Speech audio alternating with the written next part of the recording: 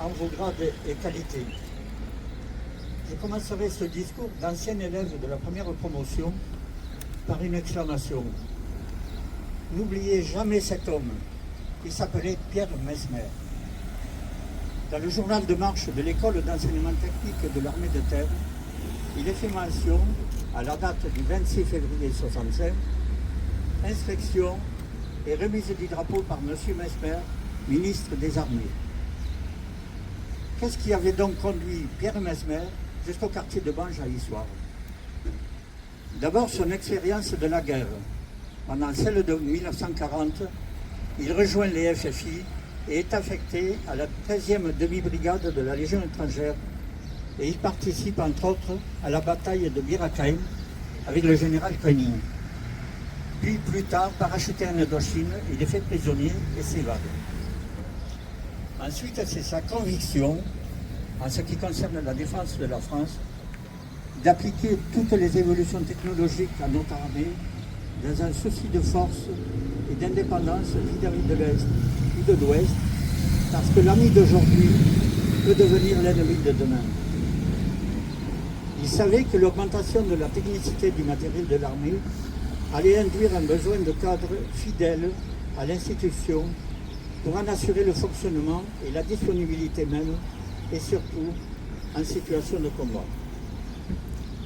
Pierre Mesmer, en collaboration avec le général d'armée Le Poulot et avec le lieutenant-colonel de Busonnière, a participé à la création de l'école militaire d'Issoire, qui allait former des sous-officiers techniciens aptes au commandement et aptes au maintien de nos systèmes de défense. Donc ce 26 février 1965, date importante, notre ministre des Armées est venu inspecter notre nouvelle école et il l'a fermée au cours de son allocution.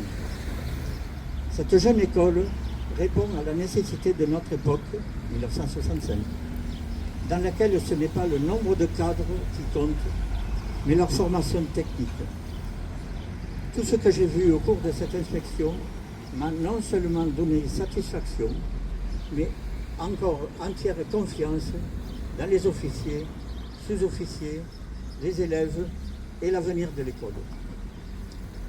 Ce jour-là, au cours de la prise d'armes, Pierre Mesmer nous a remis le drapeau de l'école d'enseignement technique de l'armée de terre, d'abord au colonel de Busonnière, puis à Alain Barcelot, notre premier porte-drapeau avec sa garde. Ces gestes étaient accompagnés des paroles émouvantes. Sachez que ce drapeau est un double symbole. Il est l'emblème de la patrie. Il incarne notre sol, nos cultures, notre passé, le travail, ceux qui nous sont chers. Mais il est surtout notre raison de vivre. C'est le drapeau de notre école dont le nom est brodé en lettres d'or.